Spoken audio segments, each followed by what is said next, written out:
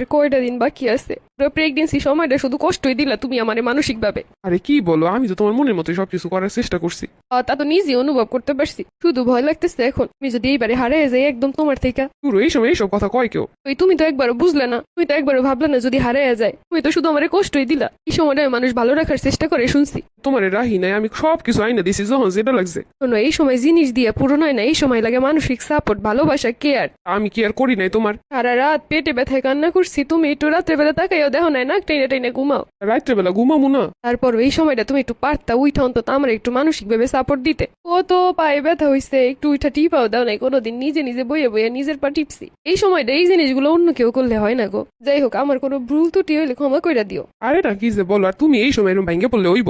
আরে নিজেই যদি নিজের অসুস্থ বানাও তাহলে কি হইব? এই কথাগুলা না এই পুরো মাসগুলা কষ্ট পায়ে পায়ে ভিতর থেকে আসতেছে। আমারও ইচ্ছা ছিল হাসি খুশি ভাবে সবকিছু হইব, কিন্তু এই অবস্থায় বেশিরভাগ দিনগুলোই কান্না করে কাটছে আমার। আরে তুমি একটুতেই কষ্ট পাও? এই রকমের কেউ কষ্ট পায় নাকি? এত আবেগী হইলে তো কষ্ট পাবাই। যাই হোক, আমারে ক্ষমা করে দিও যদি হারিয়ে যাই। আর মেয়েরা যাদেরকে খুব ভালোবাসে তাদের কাছে এই সময়টা খুব বেশি ভালোবাসা চায়, কেয়ার চায়, যত্ন চায়। আর এই সময়টা পাওয়া কষ্ট মেয়েদেরকে মানসিক ভাবে একদম ভাঙিয়ে দেয়। এই যে দেখো, তুমি এখন এইসব কথা কই অসুস্থ হবা, নিজে নিজে বাদ দাও তো এইসব। আমি শুইলাম তুমি ঘুমাও, একটু ভালো লাগবে। এইসব চিন্তা করো না, এইসব আজগুবি চিন্তা করো কেন? এই সময়টা যে একটা মায়ের ভিতরে কত ভয় থাকে এটা তারা বুঝবো না কখনই। ও মা গো রে, ব্যথায় মরে গেলাম। ফোন বাবা, সিজার টিজারের মধ্যে যাইস না।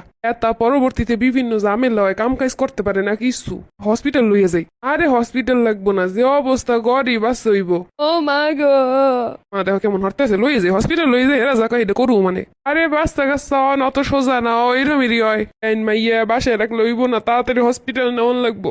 আরে কি কোন, কত বাচ্চা দেখছি, কিছু লাগবো না। আমি অত কিছু বুঝি না, জামাইলো হসপিটালে যাবো আমি মাই লইয়া। গেলে হেরা যাক, টাকা পয়সা গোদারে আছে, হেরা যেন খরচ করে। মাইয়ের সিজারের টাকা কিন্তু মাইয়ের মায়েরা দেয়। সিজার টিজার হইলে কিন্তু আমরা টাকা দিব না, কইয়ে দিস। আমি ল টাকা পয়সা আমি দেখবো না, তাড়াতাড়ি হসপিটালে লো। সিজার সিজার করাম মাইয়ে অবস্থায় রাখুম না।